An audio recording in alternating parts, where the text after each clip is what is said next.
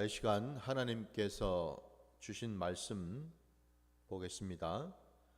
신명기 24장 1절에서 4절까지입니다. 신명기 24장 1절로 4절입니다. 사람이 아내를 맞이하여 데려온 후에 그에게 수치되는 일이 있음을 발견하고 그를 기뻐하지 아니하면 이혼 증서를 써서 그의 손에 주고 그를 자기 집에서 내보낼 것이요, 그 여자는 그의 집에서 나가서 다른 사람의 아내가 되려니와 그의 둘째 남편도 그를 미워하여 이혼 증서를 써서 그의 손에 주고 그를 자기 집에서 내보냈거나 또는 그를 아내로 맞이한 둘째 남편이 죽었다 하자, 그 여자는 이미 몸을 더럽혔은즉 그를 내보낸 전 남편이 그를 다시 아내로 맞이하지 말지니 이 일은 여호와 앞에 가증한 것이라. 너는 내 하나님 여호와께서 내게 기업으로 주시는 땅을 범죄하게 하지 말지니라. 아멘. 자, 오늘 우리에게 주신 말씀을 가지고 하나님이 기뻐하시는 부부라는 제목으로 말씀을 증거하고자 합니다. 우리 하나님 아버지께서 정말 기뻐하시는 부부의 관계는 어떨까? 오늘 이 말씀을 통해서 부부된 자들, 남편과 아내된 자들이 오늘 이 말씀을 통해서 우리가 다시 한번 하나님이 우리 각자에게 원하시는 것이 무엇인지를 돌아보는 복된 시간이 되시기를 주의 이름으로 축원합니다. 오늘 우리가 읽은 이 본문 말씀에 사람이 아내를 맞이하여 데려온 후라고 되어 있어요. 여기 지금 여러분 시작 도입부에 남편이 아내를 맞이하여라거나 혹은 남자가 아내를 맞이하여라고 되어 있지 아니하고 사람이라고 되어 있습니다. 그죠? 예, 분명히. 저는 오늘 이 말씀, 이 본문 시작 도입부의 이 첫 절에 나오는 왜 하나님께서 남자나 혹은 남편이라는 용어를 쓰지 아니하고 사람이라는 용어를 썼을까? 그 이유는 여러분, 하나님은 태초에 사람을 지으셨습니다. 여섯째 날에 하나님은 하나님의 놀라운 그 구원의 경륜에 따라서 사람을 예비하셨다라는 거예요. 우리가 너무나 잘 알고 있는 것처럼 하나님께서는 다른 피조물과는 다르게 유독 이 사람만을 하나님의 형상과 모양에 따라서 지으셨습니다. 그만큼 하나님은 사람에게 대한 관심과 애정과 계획을 분명히 가지고 계셨음을 우리에게 확인시켜 주십니다. 근데 그 사람이 하나님의 형상과 모양대로 지음을 받아서 이 땅에서 온전히 살아가야 되는데, 우리가 또 알고 있는 것처럼 하나님께서는 사람이, 그러니까 그 첫사람 아담이지요. 그 아담이 혼자 지내는 것을 좋아하지 않으셨습니다. 하나님 보시기에 좋아야 되는데 좋지가 않았다라는 겁니다. 그건 하나님의 뜻이 아니라는 거예요. 하나님이 원하는 바가 아니다라는 겁니다. 하나님이 원하시고 기뻐하시는 그 모습으로 하나님은 다시 그에게 돕는 배필을 지어주셨습니다. 그죠? 이 사실을 우리가 너무나 잘 알고 있어요. 바로 그 점에서 여러분, 오늘 우리가 읽은 이 신명기 24장 1절에 사람이 아내를 맞이하여 이 부분을 그 창세기에 여러분 첫사람 아담이 아내를 맞이하는 것과 한번 비교를 해 보시라는 겁니다. 연결을 시켜 보시라 이 말이에요, 여러분. 첫사람 아담이 그 아내를 이제 맞이했다. 근데 그 아내는 어떤 자이고 어떤 모습이었습니까? 그는 돕는 배필이었습니다. 종이 아니었습니다. 그죠? 예. 종속된 어떤 그런 존재가 아니었어요. 분명히 남자의 몸에서 나온 여자는 그 남자와 연합하고 그 남자와 하나가 된 그런 존재였습니다. 돕는 배필이라는 것은 그래서 서로가 서로에게 부족한 부분들을 채워주고 메꾸어주고 협력하고 연합하는 몸도 마음도 하나로 연합된 그런 존재라는 거죠. 단지 몸이 둘로 떨어져 있을 뿐이지 사실은 뭐예요? 몸도 마음도 하나님 보실 때는 서로 연결되어 있고 연합한 그런 모습으로 있다라는 겁니다. 그게 돕는 배필이라는 거예요. 그러니까 하나님은 애초에 사람을 지으시고 돕는 배필을 또한 지으실 때에 그러한 모습으로 지으셨다라는 거죠. 그게 하나님의 마음이었고 그게 하나님의 본심이었습니다. 그리고 그거를 하나님은 이제 뭐예요? 기뻐하셨습니다. 하나님이 기뻐하신 것이 좋은 것 아닙니까? 그죠? 그게 선이죠. 그럼 우리가 뒤집어서 그 반대가 악이 되는 것 아니겠습니까? 그죠? 사람이 혼자 있는 것. 돕는 배필로서 서로 남편과 아내가 함께하고 연합하고 협력해야 되는데 서로 분리되어 있고 나눠져 있고 서로 간에 뭐예요? 함께하지 못하는 그런 어떤 벽이 존재하고 서로가 서로를 원망하고 불평하고 미워하는 이런 관계, 이게 바로 악이다 이 말이죠. 하나님의 나라에서는 이게 악이라는 거예요. 오늘날 많은 부부 관계 속에 과연 우리는 하나님 보시기에 선을 행하고 있습니까? 악을 행하고 있습니까? 형제를 미워하는 것이 형제라 그러니까 자매는 아닙니까? 아니죠. 형제도 자매도 미워하는 것을 주님은 그게 살인죄라고 말씀하셔요. 미워하는 것이 곧 그 사람을 죽이는 것이다. 서로가 서로를 죽이는 것이다. 라고까지도 말씀하시는데 당연히 그게 악이 맞지요. 오늘날 얼마나 많은 부부가 하나님 앞에서 악을 저지르고 있는지를 우리가 한번 돌아봐야 된다라는 겁니다, 여러분. 그냥 부부간에 싸우고 다투고 미워하고 원망하고 불평하고 시기 질투하고 이게 그냥 다들 그렇게 사니까 그렇게 사는갑다라고 생각하는 것처럼 우리가 그냥저냥 넘어가기 쉬운데 그게 아니더라는 겁니다. 분명코 그 모습은 하나님 보시기에 악하다라는 거예요. 악은 곧 뭐예요? 하나님 앞에 죄가 되죠. 그죠?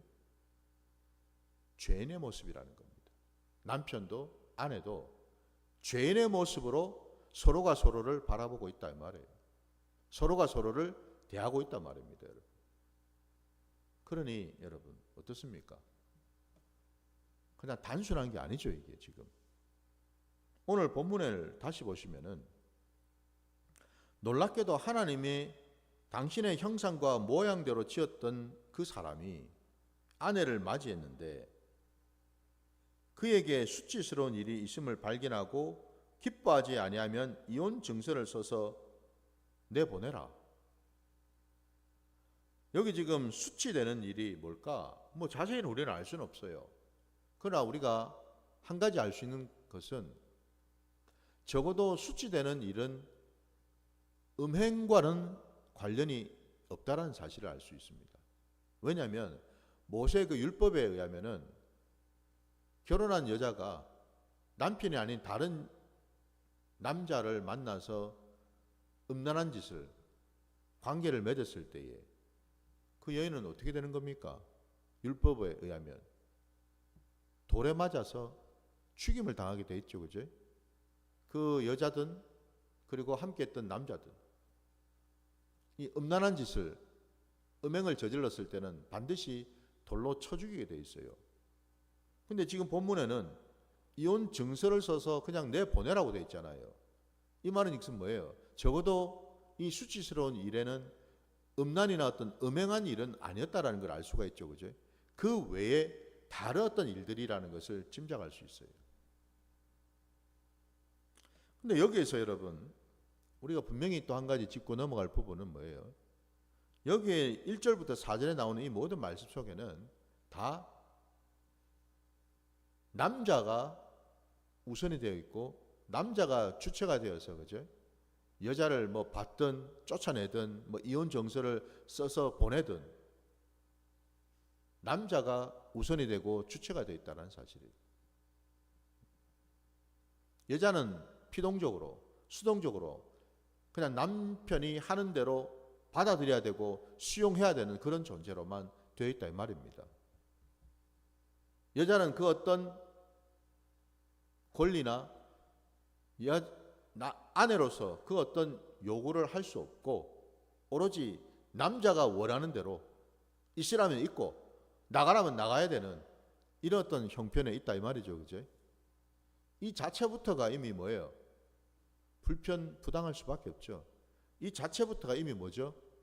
하나님이 창세전에 목적하시고 계획하셨던 돕는 베필로스의 관계가 지금 깨어졌다는 걸 알 수가 있습니다.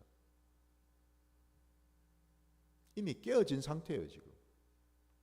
이미 깨어져 있는 상태에서 이 모세는 이와 같은 말씀을 전하고 있다 이 말이에요. 바로 그 점에서 여러분, 우리 하나님께서는 이러한 모습을 보시고 율법으로 이런 것들을 모세의 입술을 통해서 주셨지만은 우리가 서두에서 제가 말씀드린 것처럼 원래 하나님의 뜻은 그게 아니었다라는 것을 분명히 우리가 알 수가 있어요. 그걸 우리가 한번 찾아볼게요. 우리 마태복음으로 가셔서 마태복음 여러분 19장을 한번 가보시기 바랍니다.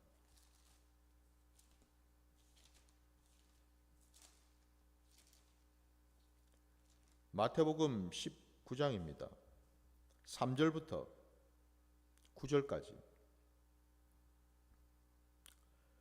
바리새인들이 예수께 나와 그를 시험하여 이르되 사람이 어떤 이유가 있으면 그 아내를 버리는 것이 옳으니까? 예수께서 대답하여 이르시되 사람을 지으시니까 본래 그들을 남자와 여자로 지으시고 말씀하시기를 그러므로 사람이 그 부모를 떠나서 아내에게 합하여 그 둘이 한 몸이 될지니라 하신 것을 읽지 못하였느냐? 그런즉 이제 둘이 아니요 한 몸이니 그러므로 하나님이 짝지어 주신 것을 사람이 나누지 못할지니라 하시니 여짜오되 그러면 어찌하여 모세는 이혼 증서를 주어서 버리라 명하였나이까? 예수께서 이르시되 모세가 너희 마음의 완악함 때문에 아내의 버림을 허락하였거니와 본래는 그렇지 아니하니라. 내가 너희에게 말하노니 누구든지 음행한 이유 외에 아내를 버리고 다른 데 장가드는 자는 간음함이니라. 아멘.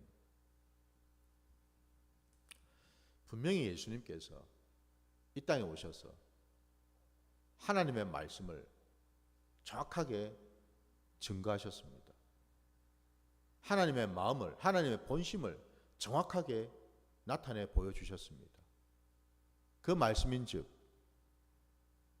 모세가 이혼 증서를 써서 아내를 내보내라고 허용한 까닭은 분명히 예수님이 뭘 하셨습니까? 8절에 너희의 마음이 원체 완악하기 때문에, 악하기 때문에, 죄성이 가득하기 때문에 어쩔 수 없이 하나님이 차선책으로라도 이렇게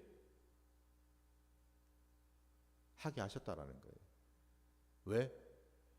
이마저도 없다면은, 이런 장치라도 없다면은 이 악한 세대가 결혼한 남자가 결혼한 여자를, 자기 아내를 그냥 막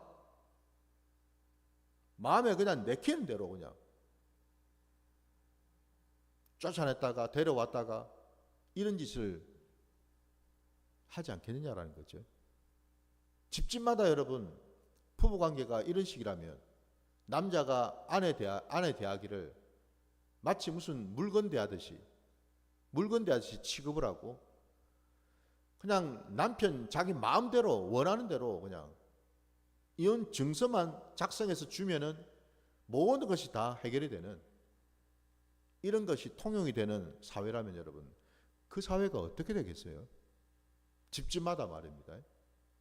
된다면은 그야말로 완전히 그냥 아수라장이 되겠죠. 그죠? 세상이 얼마나 여러분 악해지겠습니까? 그리고 그에 따르는 남녀 관계며 여러분 성적인 문란이며 얼마나 여러분 불을 보듯이 보이지 않습니까? 얼마나 악해질지 그 정도가 얼마나 심해질지 하나님께서는 적어도 그 사실을 아시고서 하나의 가이드라인을 최소한의, 이건 최소한이죠. 최소한의 어떤 그런 방책을 말씀해 주셨다라는 거예요. 분명히 예수님께서 말씀하셔요. 그건 본래 하나님의 뜻이 아니었다라고. 그러시면서 9절에 아까 다시 말씀 보시면 너희에게 말하노니 누구든지 음행한 이유 외에 아내를 버리고 다른 데 장가드는 자는 간음함이니라. 여기에서 지금 여러분 이 말씀에서 뭔가 좀 앞에서 우리가 본 본문 신명기 말씀하고 조금 다른 것을 느끼지 못하십니까? 주님은 지금 남편 되는 남자들에게 말씀하고 계셔요. 신명기에서는 오로지 뭐예요? 여자들을 어떻게, 아내들을 어떻게 대우하고 처리하는 그 문제만 언급되어 있죠. 그죠? 남자 입장에서요. 남편 된 자의 입장에서 아내 된 여자들을 어떻게 처리하고 대접하고 대우해야 되는지에 대한 말씀을 하고 있어요. 그러니까 신명기에서는 남자가 주체가 되고 여자가 객체라면은 주님은 분명히 말씀하십니다. 부부 관계에서 누가 객체고 누가 주체가 되는 게 없다라는 거예요. 모두가 다 뭐예요? 당사자라는 겁니다. 모두가 다 당사자다. 그러면서 주님은 들으라고 남자에 대해서도 분명히 그 책임을 묻고 계시다라는 겁니다. 무조건 신명기에는 뭐예요?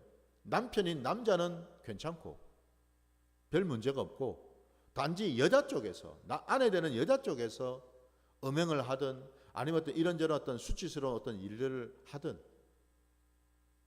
문제가 있다라는 것을 전제로 깔고 있다면은 우리 예수님은 분명히 말씀하시죠. 그렇죠? 주체가 따로 있는 게 아니다.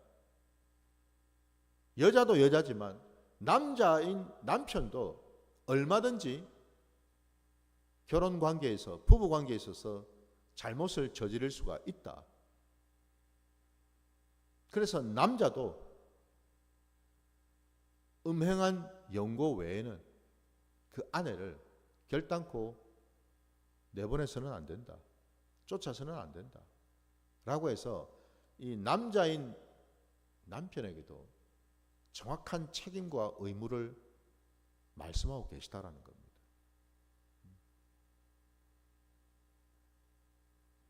바로 그 점에서 여러분 이게 하나님의 뜻이다라는 거죠. 이게 하나님의 마음이라는 겁니다. 그러면 이제 우리가 분명히 알 수 있는 것이 뭐겠습니까? 우리 하나님이 뭘 원하시는가? 뭘 기뻐하시는가? 근데 흥미로운 사실은 여러분, 우리가 이걸 알아야 됩니다. 방금 아까 우리가 보았던 마태복음 19장 3절부터 9절까지 말씀을 우리가 보았는데요. 사실은 그 앞에 2절 말씀을 보시면은요, 이렇게 기록되어 있어요. 큰 무리가 따르거늘 예수께서 거기서 그들의 병을 고치시더라 라고 되어 있죠. 그죠? 병을 고쳐주신 이 일과 그 다음 3절부터 나오는 이혼 증서, 아내를 버리는 것에 대한 얘기가 이어져 나와요. 이게 도대체 왜 이럴까? 왜 이럴까요, 여러분? 병이 여러분 꼭 어떤 육신의 어떤 질병, 육신의 어떤 그런 연약함, 그것만을 병으로 생각해서는 안 된다라는 겁니다. 병에는 여러분 육신적인 질병도 있지만은, 몸이 아파서 나타나는 질병도 있지만은, 또 다른 한편 뭐예요? 사람이 세상을 살아가면서 사람과 사람의 관계 속에서 얻게 되는, 발생하게 되는 질병도 있더라 이 말입니다, 여러분. 관계 속에서. 근데 그 관계 속에서 가장 첫 번째, 가장 우선하는 관계가 바로 부부 관계겠죠, 그죠? 왜? 하나님은 이 땅 가운데 가정을 제일 먼저 세우셨잖아요. 가정을 제일 먼저 세워서 그 속에 남편과 아내라는 직분을 주셨습니다. 그게 시작이죠, 그죠? 모든 사회생활과 모든 세상의 인간관계의 시작은 바로 거기서부터 출발한다 이 말이에요. 근데 그 가정 안에 문제가 생긴다라는 겁니다. 병이 들어온다라는 거예요. 무슨 병이요? 남편과 아내가 서로 다투고 갈라지고 싸우고 이와 같은 병이 생기더라는 겁니다. 관계가 허물어지고 관계가 왜곡되고 비틀어지고 이 병이 생기더라 이 말이에요. 근데 주님이 왜 오셨습니까? 병 주러 오셨습니까?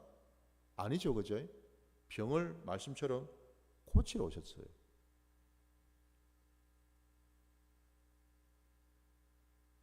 가정 안에 여러분, 주님이 영원한 의사라는 것을 깨달아야 될 줄 믿습니다. 그래서 여러분, 가정의 주인은 남편도 아니고 아내도 아니고 자식도 아니고 누구예요? 주님이 되어야 한다는 거죠. 주님의 중재 아래 주님이 중보자가 되시고 주님이 함께 하시고 붙들어 주실 때 그 가정은 온전할 수가 있다는 거예요. 남편도 온전할 수 있고 아내도 온전할 수 있고 자녀들도 온전할 수가 있다는 거예요. 왜? 주님만이 모든 것을 아시기 때문이죠. 모든 우리 안에 있는 문제들, 연약함들, 부족함들, 채워야 될 것들 주님만이 가장 잘 아시기 때문에 그렇습니다. 그래서 여러분, 주님을 주인으로 섬기는 가정과 그렇지 못한 과정은 다를 수밖에 없습니다, 여러분. 근데 왜 믿는 가정에서 예수를 믿고 교회를 다닌다고 하는 과정에서도 여전히 이런저런 문제가 발생하고 이혼을 하거나 이런저런 갈등과 문제 가운데 있을까? 그 이유는 딱 하나입니다. 그 가정 안에 주님의 자리가 없기 때문에 그렇다라는 겁니다. 남편도 아내도 자녀도 우선은 먼저는 그죠? 남편과 아내인 부부 관계죠. 남편도 아내도 마찬가지로 주님을 주인으로, 우리 가정의 주인으로, 내 인생의 주인으로, 내 삶의 자리의 주인으로 인정하고 섬기고 따라야 되는데 그렇지 못하다라는 겁니다. 바로 그것 때문에 문제가 생기고 갈등이 생기고 싸우고 다투고 이간질하고 서로를 원수처럼 여기고 미워하고 원망하고 불평하고. 그러니 여러분 원수지간이 되잖아요. 그죠? 하나님은 남편과 아내를 돕는 배필로 지으셨는데 인간의 그 악함 때문에, 인간의 그 죄성 때문에 어느 순간 뭐예요? 남편과 아내가 돕는 배필의 관계가 아니라 원수지간이 되었다라는 겁니다. 그것도 그냥 원수가 아니라 뭔 원수요? 평생 원수.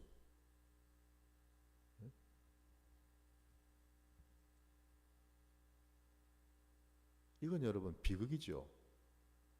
이게 지옥 아닙니까 여러분? 이게 지옥이에요, 지옥. 한 가정 안에서 남편과 아내가 대면 서로 그냥 무슨 뭘 쳐다보듯이. 그래서 요즘 오늘날 여러분 참 놀랍게도 이 땅에 쇼 윈도우 부부들이 참 많죠. 그죠? 겉으로는 친한 척, 화평한 척, 굉장히 서로 사랑하는 척 하다가도 사람들 앞에서는 사회적인 체면이 있고 이런저런 어떤 이유 때문에 어쩔 수 없이 마지못해서 억지 춘향으로 그리 살다가 그리 지내다가 집에만 딱 들어가면은 그 순간부터 뭐예요? 각 방을 따로따로 쓰면서 각자 딴 주머니를 차면서 거의 뭐 별거 하듯이 살고 있지 않습니까? 그죠? 그냥 무늬만 부부일 뿐이지 그 속에는 전혀 부부 같은 그런 모습은 없다라는 거예요. 목회자의 가정 안에, 성도들의 가정 안에 이런 모습이 없을까?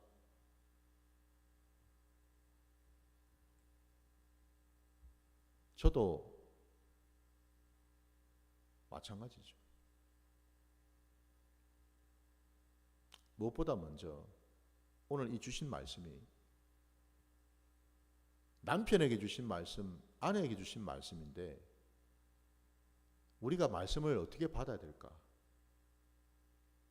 상대방에게 주신 말씀으로 받는 게 아니라 내게 주신 말씀으로 받아야 되겠죠. 남편인 나에게, 아내인 나에게 주신 말씀으로 각자마다 받아야 될 줄 믿습니다. 그래야지 이 말씀이 깨달아지고 용납이 되고 이 말씀에 순종할 수 있는 자리로 나갈 수 있는 거지. 여전히 내 마음이 강팍하고 여전히 내 마음이 완악하고 있다면 이 말씀은 아무런 의미가 없겠죠. 근데 분명히 우리가 알아야죠. 주님이 하신 말씀이 뭡니까? 내 말을 듣고 행하는 자라야 천국에 갈 수 있다고 말씀하셨습니다. 오늘 이 말씀, 부부 관계에 대해서 주신 이 말씀을 듣고 끝내버리면 그 자는 천국 백성이 될 수 없다라는 거죠. 이 말씀을 듣고 심령에 찔림이 있고 심령이 쪼개져서 돌이키고 회개하고 돌아서는 그런 심령이 될 때 비로소 그 자는 듣고 행하는 자가 되겠죠. 그때 비로소 그 자는 천국 백성이 될 수 있겠죠. 하나님의 나라는 한치의 어긋남이 없지 않습니까? 두루뭉실한 건 없다라는 겁니다. 적당히는 없다라는 거죠. 분명히 하나님의 말씀에 우리가 순종하느냐 순종하지 않느냐 바로 이 기로에 우리는 서 있다는 사실이죠. 오늘날 여러분 부부관계가 힘들어서 이혼을 하는 것이 마치 무슨 하나의 사회적인 현상인 것처럼 이것도 마치 무슨 하나의 문화인 것처럼 이혼 문화입니까, 여러분? 이혼을 그냥 쉽게 하는 문화입니까? 뭐 돌식 문화입니까, 여러분?